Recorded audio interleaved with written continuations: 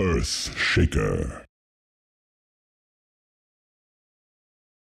Welcome back, ladies and gentlemen. We've got game one of our best of three coming up today. We had to do a quick remake. We did miss the draft, unfortunately, but we remade so we could get into the Berserker slot. Bugcaster slot. Sirs, please. We tried to reconnect 30 times, couldn't get in. It was a weird bug. Yeah. As everybody else got in, except it was just us. There was some kind of... and it did it, and it loaded anyway, so... Yeah, so they got to do the draft while we were desperately trying to reconnect. So we'll kind of quickly go over who's playing what and then talk about the draft here. Radiant side, we've got Team Empire, the favorites coming into this best of three. Silent, again, playing his Possession 1 Wraith King. Always on a fly, will be supporting on the Bane Elemental. Leshrac, played by Resolution, headed to the mid. Aloha Dance here on some kind of support bounty hunter with an Orb of Venom already, and then that leaves Yoki in the off lane on the Centaur War Runner. Well, with that said, we can go through their opposition, the underdogs here. It's 4 anchors. We'll have Nymphy on the Wind Ranger, heading bottom right now. Will be Trixie on the Darkseer, wanting to get a ward down. And on the Miwat, little skirmish maybe going to happen here up the ramp mid as Aloha Dance does a bit of scouting. They have not dropped that sentry yet to try and trap him in. That will put Matumba Man onto the Slardar, Boogie onto the Earthshaker, and rounding things out will be Valix, handling your Winter Wyvern. Yep, absolutely right. So overall impressions of these drafts here. For me, Empire looks like they'll have a pretty aggressive draft. We don't see Bane picked up that often, but really good lane dominator, can put out a lot of damage, harass with the Enfeeble, plenty of range to work with. The 4 ASC draft, a little more interesting. They've got a Slardar, but I feel like there's a lot on the back of Matumba Man here to really carry hard. They don't have a lot of traditional carry power. Yeah, they definitely don't, and that's where... might have a little skirmish here off the bat as Boogie will grab that bounty rune in the end on the Earthshaker. Nymphy now sprinting back towards mid. Looks like he also got the bounty rune, so a double bounty pickup. First blood! It cost them a first blood for Resolution, so in the end, not worth. Okay, nicely played by Resolution, knowing the limits of Leshrac quite well, connects on a few stuns, and simple as that, the mid laner gets a pretty penny to his name to get things started. Now Nymphy could be in a little bit of trouble as well. He's already used his Wind Run. They're going to dive this tower. Aloha Dance will be happy to tank it up. This will be another kill for Resolution. Oh my. I mean, this is an abysmal start for the 4 anchors here. Solo mid Lesh getting first blood and a second kill. Now, fortunately, it's such an early kill on mid that, you know, the experience you're getting there is not really that significant at this stage, but that is a lot of gold to be giving to Leshrac. He'll have boots and bottle coming out right now, I believe, on the courier. Actually, just the bottle, but the boots sure to fall. And he has the bottle already with the null tally start. Meanwhile, bottom, Trixie going to take some harass. They do have a sleep that they can skill up here if he tries to surge away. And with that, they may be able to find a kill. He stops C to Tango. He's going to walk back in and just wants to hold that surge. And now, blurs for the brain sap instead. The last auto attack, not quite enough. That Tango up. So close. Sufficient to keep him alive. That was so close for the Wraith King. He's just about to have enough mana for the blast and doesn't have a stick or any way to regen up. With a stun there, that's an easy kill. I thought Always Wanna Fly was going to skill sleep as they... still prowling around mid with Aloha Dance. You can see they've dropped a sentry here just to ensure that Nymphy doesn't know when Aloha Dance is in the neighborhood. Very frustrating for him, and 4 anchors just on the back foot already. And when it comes to farm, it does look pretty even as far as CS goes. Offlane wise, it looks like Yoki's getting a little bit of experience out of the offlane, more than Trixie for sure. So early on, seems like Empire, just in general, dominating all across the map. Absolutely. And we'll see when they decide to start grouping up and commencing that kind of 5-man death ball, and I'm sure they will. Maybe it's about Yoki getting that Blink Dagger. We'll see if they maybe get some stacks going so he can recover a little bit. Centaur's a hero we don't see picked up that often on this patch. Down bottom, Trixie, just harassing Silent, but not much kill potential here. And part of that problem is because if Centaur gets zoned out like this, he can't recover farm quite as well. Someone like Clockwork really just needs the leech level 6. For Centaur, he needs that Blink, and he can clear some stacks, but not the best hero for that. Nymphy mid, almost in trouble, but now they've rotated over the Earthshaker. Boogie will be nearby, and that fissure will break things up. Back up top now, it's Yoki that's in trouble. Arctic Burn getting him low. Nice hoof stomp onto Matumba Man, but limited options here. Not even enough mana for the TP out. And a Slithering Crush will secure the kill on the Centaur. Yeah, he ends up going down, and the wave is not pushing in his favor, really, right now. So this is going to be a tough lane for him. We'll see the range creep getting killed off. So creep equilibrium. Actually, there's double range creep on 4 anchors. So they'll want to do a pull here to drag the equilibrium back a bit and try and limit what the Centaur gets. Meanwhile, bottom, They have slept Trixie. They've got a stun follow-up available, and the level 1 brain tap. With that, Trixie will go down. This is the kind of lane. Oh, top lane. Now, more action. Yoki gonna get caught next, it looks like. Hope Stomp finds it, but then he runs into the trees. He's not getting away from this. No, and he'll end up dying again. Both offlaners just in Strug City here, and we'll see how they recover. That may be what this game turns into. Which offlaner can work the jungle a little bit better? Darkseer has that luxury of the Ion Shell, which can clear out stacks if any of the supports can help him out, but their supports are all busy supporting the mid lane, most importantly, and Volix is a key facet of this top lane to make sure the Slardar is getting all of the farm that he needs. Slardar should have a pretty good game, though. Looks like a Bottle's on the way out from a Tumba Man, but if he wants to rush a Vanguard, go for that fast blink, he's got a lot of options here. 4-minute rune about to spawn. Always want to fly, trying to grab it. Will get fissured, but just finds a little avenue to skirt on through. Will end up surviving and just retreating away. Bounty rune going meanwheading to the Leshrac. 23-9 already. As the Dire Courier is sniped by Aloha Dance, it looks like it was heading up or in the top area. Coming back from the bottle delivery, so yeah, no cargo on its way home. I mean, this is already monstrous for Empire. 2,500 net worth lead at the 4.5-minute mark. They're winning in CS on the cores. The Centaur's getting the same CS as a Darkseer, and I will say this is a tough lane for Darkseer bottom, as Trixie's up against the double stun, heavy burst damage coming out from the Bane's Brain Sap once he hits level 3 to 5, and we're seeing Darkseer can be dealt with by the right type of dual lane. This hero is potentially very strong if you don't have enough lockdown, but if you have the right type of heroes, he can't do a whole lot. Yeah, the stun from Wraith King really helps, but it's also that little bit of sustainability. The Vampiric Aura really helps against the Ion Shell. It helps your creep wave push up a little bit and lets you tank a little more damage and still be able to auto-attack through it. Resolution, still just dominating mid, really bullying the Wind Ranger. This has now turned into a 1-on-2 lane where Resolution is still finding the edge, harassing Nymphy non-stop, and of course dominating the CS chart. Still just dominating. Oh, Yoki, is he going down here again? He's got the hook stop. This time he has support. It's Resolution who's joining the party. Damage from Volix not quite going to be enough, and they will be repelled. Resolution, nope, not going to have enough for a kill. Well, Yoki going to salve up here. He will get a lot of experience now. Can start working towards that level 5. Trixie behind him, even as the offlaner. That is not something you see very often. As if Darkseer has this tough of a time in the offlane, normally he goes to the jungle a bit earlier, but looks like Trixie wanted to keep the support Bane busy and was also hoping just to complete that soul ring first. Resolution gets caught out near the top rune. There's a fissure blocking him in, but Bounty Hunter's waiting on the sidelines. They bring in 4 heroes. Little quad lane mid action going your way. Resolution, can he make it out in time? He does get hit, clipped by a shackle, a follow-up crush, power shot. They get it done. Yoki rotates in. Aloha Dance moving forward onto Nymphy, and no, they can't finish him off. A beautiful cold embrace, keeping Nymphy up in fighting shape, even through the Shuriken toss. But now more rotations. Always want to play with the drive-by double damage Bane going to work, having fun here. We'll sleep up Balix and most likely bring him down. He's got very little mana. We'll have a cold embrace ready in just a moment. They surge him back, stomp. Yoki's looking for it, can't quite fight it. They get the slow from the Janata. Now the cold embrace, and Empire may just be forced back. Always want to fly, says I can take this fight, but he is wrong. Fissure, Ion Shell, Karate Chop, and see ya. But Lesh is back now. Boogie falls. Resolution with a full mana pool. He's ready to rock and roll. He's got Arcane Boots.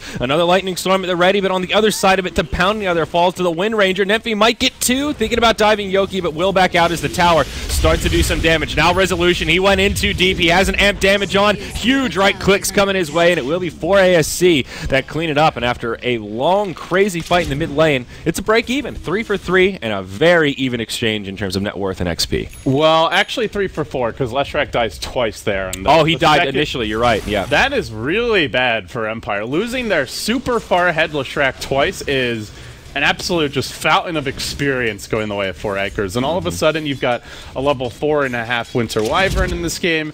The Wind Rangers is getting out farmed still a little bit, but is caught up pretty nicely from that double death. And, well, that's a concern, honestly. I felt like Empire could just snowball this, but they got a little cocky. There are 2 things to keep in mind for that fight, though. One of them is Silent. He was farming away that entire time, so you could sort of label that whole thing as space created for one of the carries. Slardar did actually come to the fight and got involved, though it did work out for him. Also, the Centaur, he did get at least one of the kills there with a double edge and was involved for quite a while, so that gets him some Tranquil Boots, and now he's feeling pretty good. Darkseer actually out farming him at the moment, but much needed XP and gold income for the Centaur who's been struggling. Yeah, I'm looking at Silent's Wraith King here, and he's going to go for the Blade Mail build again. So we've seen him do this quite a few times. I think, looking at Wraith King historically, there's been 2 main builds. One was the Midas Rush. Maybe you get Treads and then Midas. And the other big one is the Blink Rush. We used to see the 4-staff build up back like around the TI2 era when Complexity was the lone team to play the King, and when he was not the Wraith King, but our jolly old Skeleton King, but... Now times have kind of changed a bit. Boogie is going to find a low hot dance, but he fissures on the wrong side, not able to block him in top, and he will scurry away. So I like the Blade Mail build this game because you're up against so much AoE. So everyone's like bound to be taking that bonus damage, and it discourages them from focusing you. But as we saw later on, he became such a damage dealer. Mid lane, there's the sleep. They're going on empty. Yeah, pretty easy setup there with the Bane Nightmare. Follow-up from Resolution secures the kill. Fissure tries to break things up a little. It will just be a 1-0, and that's where this fight will settle down. Big rotation from Empire, and maybe they'll try and pressure this tower. Also, we'll see if they go for more blood. Aloha Dance wrapping around the backside. Almost level 6 on this Bounty Hunter, and that's when things get scary. Track kills come out onto the field, and here we go. Nightmare set up onto Valix. After the hit from Aloha Dance, they'll chain stun him down, and that's another easy pickoff for Empire. I love this 4-man just roaming death squad that Empire have brought to the table. And well, Silent now completes his Blade Mail, so he can start to get active in the fights. I imagine we may see Yoki getting that safe lane farm soon and look to just get your Centaur his level 6, farm up the Blink Dagger. They definitely have the option to make those types of rotations. Can also look to send the Wraith King into the jungle if they'd like. He's got the level 2 Mortal Strike, a point in the lifesteal, as you mentioned earlier. So with that and the plus armor from a Blade Mail, you should be okay to jungle here. Yeah, or at least I was talking about the Centaur struggling to find recovery farm this game, but it's interesting with the Bane, he can actually do stuff without a Blink Dagger and without an ultimate even. He still is only level 5, no Stampede on the field, but once that Nightmare comes out, they're easily able to chain stuns with the Split Earth, with your Hoof Stomp, and this Centaur has still gotten really involved. I like the way that they've helped Yoki recover here as he moves into the jungle, sitting 1-2-1. And he's surprisingly tanky as well because of Brain Sap. Like, you look at his health, 750, oh, that's not that great. Add 230 on that, because you're almost certainly getting off at least 1 Brain Sap, and soon it's going to be 300. So you're looking at a hero that a support that has an effective HP over 1,000 already, and that's one of the other reasons where I feel like you compare that to say Crystal Maiden if she gets behind, just absolute food. But Bane has good move speed, above average, and along with that, the extra survivability. Ooh. Aloha Dance lives on about 7 HP there in the mid lane. That was a close call. Fissure power shot. Throws out that angry, cheeky track. Yeah. They're going to smoke now, and they're going with Aloha Dance. There's going to be some clowny way that he dies. I'm just feeling it right now. You just, well, let's see. Who's up here? It's the Slardar. Yeah, hopefully he stays outside of the perimeter there of the Slithering Crush. That can always catch you off guard. Sentry. I mean, they're asking to feed him, honestly. I hope he just gets crushed next to the creeps randomly. All right, we'll see how they handle this. Slardar very close to that Blink Dagger, about 500 gold off, has his power treads up. This is an ideal time to kill him. When they amped him! No, maybe not. Maybe they can bait with it. Bane's nearby. They see him. They're trying to show as many heroes as they got can. him with the Splinter Blast, I think. Good night. Told you. Well played, Winter Wyvern. Jeez. Probably the easiest kill he's going to find all day. That's just silly. There's no reason to be doing that. Yeah. Well, it looks like Silent will commit to a very comparable build to what we saw the other day. Blade Mail into the Armlet, so he starts off very tanky, then he'll go into the Blink Dagger for mobility, then after that, he'll transition into damage. In that particular game, he went for the MKB, but something like a Daedalus, like a Mjolnir, whatever suits your needs. It seems like it's Empire's counter to armor strats, doesn't it? Like minus armor strats. They did it against Slardar a couple of times. I think one game there was like a Ven Shadow Fiend maybe. Yeah, you're right. I don't know if that's the only reason why they picked this Wraith King. I think it's also just good against this type of big combo lineup that 4 Anchors have. You know, you soak up all the big ults, then you come back for life number 2. Still good to go. But yeah, I definitely think this build-up has a lot of value against a hero like Slardar. Yeah, I mean, you look at 4 ASC, and they're somewhat cooldown reliant. You got Echo Slam, which is pretty long. Winter's Curse is decent cooldown. Level 3, 90 seconds isn't too bad. Wall, kind of same story, 100 seconds, but then you compare him to someone like Lesh, like Centaur, the Wraith King. They can be a little bit more active around those cooldowns. So, yeah, it's interesting to see when they choose the Wraith King, because he, as we've talked about, is just really not popular on this patch in a core role.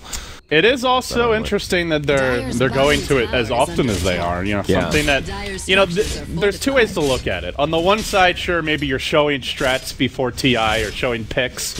On the other side, you're making teams worry about heroes that maybe you don't really want to run at the International. You know, perhaps they don't actually think Wraith King's that strong, and they just kind of want to mess around with them here. And then is it all like a next level mind game? That's the thing. You don't. It's like the other teams to say, what do they see in Wraith King? I just don't see it. I look at it like pro sports, right? There's always that annual debate, especially for American football, of is it better to have the bye week or not? Is it better to have momentum and to just get into a good groove, or is it better to have that week off to rest and get refreshed? And I feel like this is the same thing. Is it better to kind of put the fear of God of some strange picks in your opponent's hearts, or is it better to have pocket strats? Well, we'll see here. TP in from the Slardart. Looks like he's got the Blink Dagger. He'll reveal it with a stun on always on a fly. He'll be in a lot of trouble there in the tree line. Power shot finishes him off. Trixie gets tracked up. Volix as well. Aloha Dance gets the last hit on the tower. Cheeky little play there as they make the escape.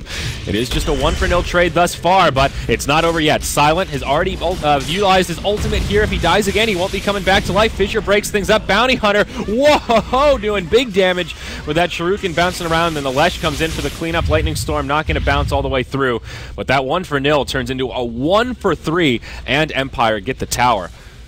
Man, what a great trade there.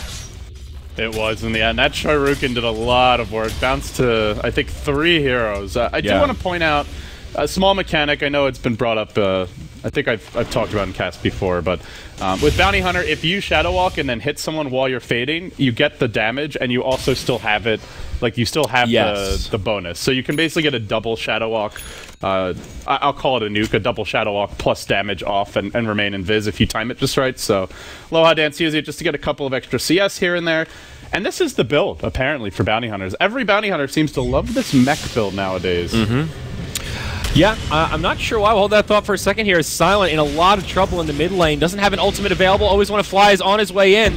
And wow, Silent will live. The Nightmare helps set things up. Now Resolution comes in. He wants to turn this around. It's a 1-on-5. Very ambitious, but huge damage. Matumba Man takes a Fiend's Grip, and that'll be enough to finish him off. Resolution's not done yet, though. Trixie turns around, jukes the Split Earth, but it will cost him everything as a double-kill, unstoppable streak for Resolution comes to fruition. 13-8 as Empire continue their reign of dominance. This is not the type of game you want to be getting into if you're 4 anchors. Aloha Dance looking for another pick here. He's got always want to fly up on the high ground. They're going to track Bogey. Quickly burst him. Oh, my. You don't want to be trading kills, and it's not even really trading right now. They're just pulling ahead. This track gold is enormous. On top of that, they've got the tower advantage, 2 towers ahead. Soon to be 3 at this rate. They're getting into a big rut here on the side of 4 anchors.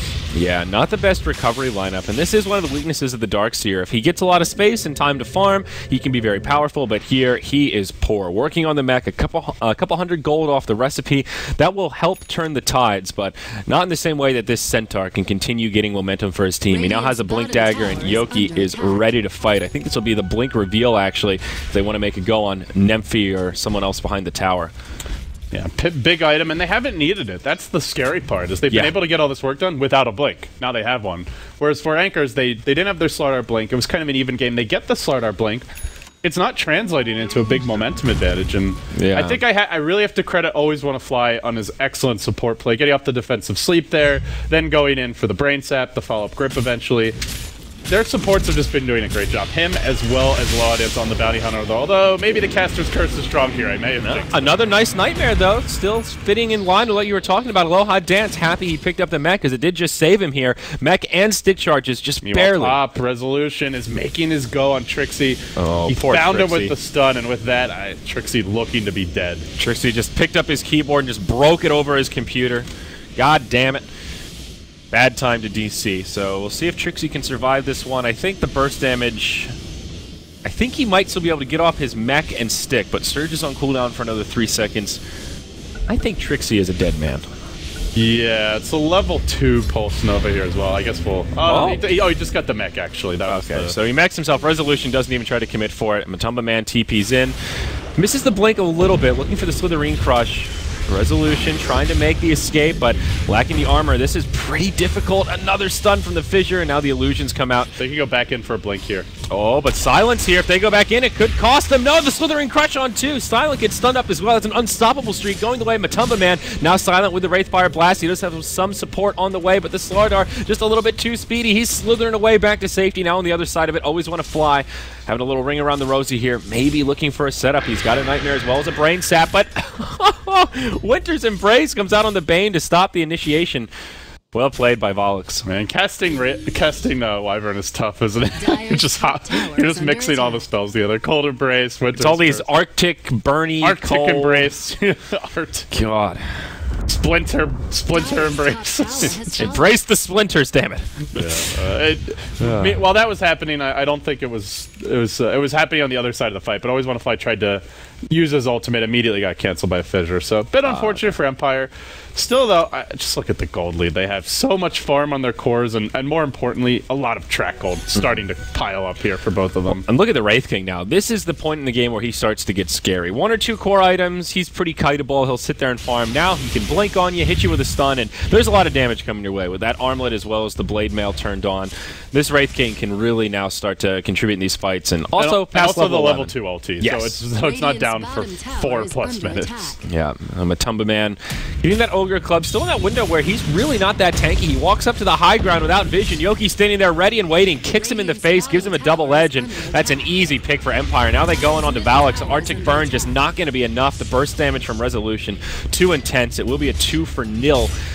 No buybacks available here for 4ASC. It's only a level 1 track, and so you look at that, it's like, 50 gold, what's the big deal? Well, he's got 4 allies getting the track gold, right? Yep. It's, plus the additional 200 for himself. So it's more than a hero kill's worth of gold with every track on top of the actual kill gold itself. It's, even for a level 1 track, these are the types of fights that are just devastating to be up against, and it's getting to the point where 4 anchors are going to need an amazing combo type of fight. Vacuum into a big Winter's Curse, with the wall getting dropped down to crush on multiple heroes. Yeah. Executing a fight like that on paper is possible, and practice very, very low percentage. And they're getting to the point now where they're just lacking damage to kill these heroes. Resolution very tanky with a Bloodstone, now a Plate Mail. Great item to have against the Slardar. They were trying to go for Rochan. The Trixie will get caught out mid. That's another track kill. Vacuum almost buys him the time, but I think Wraith King actually gets the kill because of the DOT from the Wraithfire Blast there. All the while, 4ASC, they go for Roshan, a risky play, and I think this is the time to take such risk, but they just can't do it. Now the Stampede comes out, stun inside of the pit, Winter's Curse onto the Centaur, but I just don't think it's going to be enough. Roche is going to stay standing, and the 4 anchors will be thrown into Davy Jones' locker. Oh, Roche stolen. 4 disaster. Kills. Probably some track gold there at the end as well. I almost want to say just call GG. I do like the idea to take Roche there, though. I think the thought process is right. I agree. I think it's a risk you have to take at this point. Yeah. They know they're really far down. Unfortunately, Trixie getting caught off the bat it makes it very tough to see how they're going to win a fight around the pit. Yeah, it does. And this is also the point where that Wall of Replica, it's still only level 1. The level 2 replicas will be a big upgrade, but it helps. Having those extra illusions there for the chaos makes a difference. So without that, fights just seem so grim. Now more initiation. Silent blinks in, stun onto Boogie. Trixie on the other side, hit by the Splitter. Solo down by Resolution. The mech won't be enough to keep him alive. And Boogie, yeah, he gets chopped to pieces. Last outer tower. Actually, there's still one up top, but one of the last outer towers here for the Dire about to be turned to rubble as Resolution lays into it with the Edict, and Silent cuts the creep wave. Looks like he got a Hyperstone here. Possibly an Assault Cross on the horizon for him. Nice armor aura to help deal with that Slardar. Well, this is where the choking begins. Empire, actually triple aggressive wards placed down. They're not even gonna starve 4 anchors, but even should they lose a big fight, they still have great wards to follow this right up, come back down mid, and look to immediately put them back in the full Nelson here. So much item progression for Empire. We see a full Shiva's now on Resolution, even a Vanguard on the Centaur, so he's a little tankier. Yeah, and there the Guardian Greaves helping out this team, but Silent getting low, still has the ultimate. It's Yoki that comes in around the side. They catch Boogie, they bring him down. Gets off the Echo before he dies, but does next to nothing. That'll be the reincarnation as well. Oh, pardon me. The Aegis of the Immortal. There's your reincarnation. Both of them going to fall simultaneously. Not a bad little hold from this Dire side, but in the end, I don't think they're going to be able to hold the base. Running low on resources here as their Tier 1 tower finally falls. Buybacks looking pretty scarce as their ranged barracks will get chopped to pieces. Glyph not coming up anytime soon. They only get the ranged Drax, and it costs them the Aegis as well as a Wraith King reincarnation, so not a terrible hold by 4 anchors, all things considered. Unfortunately, again, more gold and experience into Empire's pocket. They don't lose a thing. They've got a 15 Bloodstone Charge Leshrac at 23 minutes with the Shiva's Boots of Travel. Yeah. He's 2.5 times the net worth of anybody on 4 anchors. He's just unkillable, basically. Oh, wow. That net worth chart is scary. And this is what happens when a Lesh balls out of control. Remember, Resolution had that solo kill first blood around the Bounty Rune, and then he got a very easy follow-up kill on the Wind Ranger in the mid lane. So it's one thing for a team to have a lead. They're winning in every possible aspect of the game. Kills, creeps, towers, Roshans, ward control. Like, there's not a single area where you feel like, oh, 4 anchors has done a better job. So most times you'll see a team with the lead, like the other team's at least getting something. Yeah. Nothing. There's really no metric in which 4 ASC are ahead. Maybe finish skills, that's about it. But in terms of in-game stats, there's not much going their way, man. This is tough. Bounty Hunters. That's the best you got, huh? Well, I mean, finish skills, finish language skills, you know, that's something. But, I mean, how do you even go about turning this around? I feel like this one is... you can stall it out a little bit, but... If they win, it's because Empire's thrown. Oh, yeah. Well, 25k gold lead. We're past the 1k gold lead per minute at this rate. Actually, it's a 30k gold. Yeah. If they win, it's a colossal 3-2-2. I'm even going to go that far. They might not have solo on their team, but it is going to take straight aggressive throwing. It could be one of the biggest throws I think it would be close to the... I mean, I'm not sure who has the record. Biggest net worth loss ever, let alone... I mean, throw is... You know, Throw is, I guess, more in the eyes of the beholder. That's true. I mean, now you just look at the item progression, and it's just ridiculous. The Dire side has not picked up any core items since they got Blink on Slardar or the Mech on Darkseer. Nemphy's working on an Ags, but still only halfway there, and it's just item after item coming out for Empire after all these successful fights, and they will move into the Dire base once more. This time, Dire have a Glyph. Maybe he's almost got Octarine here. He's now picked up the Soul Boosters, 1,000 gold in the bank. This Leshrac is going to be 6-slotted at 30 minutes, I feel like. Oh my god, now a Crimson Guard comes out. What a good item here. 4 ASC have so low auto-attack damage right now that's actually going to mitigate a huge amount of their damage output. And they're a physical damage lineup. Yeah. Like, looking at what they have, they've had very little magic damage. You've got Power Shot and Shaker's Echo. That's basically it as far as big nukes and... Well, the physical damage ain't going to get it done, it feels like. There's evasion on Aloha Dance. There's the Crimson Guard you mentioned. Here they go. On to Nemphy. Does get put under for a moment by the Cold Embrace, but he doesn't seem like he's going anywhere regardless. Eventually sliced down. Then the 2-hero stomp coming out from Yoki, out-crushing Matumba Man, who tries to walk in into the meat grinder of Resolutions. Level 3 Pulse Nova, hunting them to the well. 4 anchors. GG. Get wrecked. Yep, I think an appropriately timed good game. 25 minutes in, 27-9. It is Empire coming out big in the first game of this best-of-3 series. Now remember, folks, this is upper bracket, so nobody getting eliminated here. I mean, look at this Techie's effigy at the end. Look at that thing. I've never seen an effigy quite like that before. I like that. Got his little rocket launcher. You can't see it now. His little rocket launcher was flying up in the air. Wow, what a showing from Empire. We were wondering if they would come to win today, if they might try something a little goofy, and, well, they did both. They tried their Wraith King. Silent had a perfect game, 4-0-9, and they just dominated.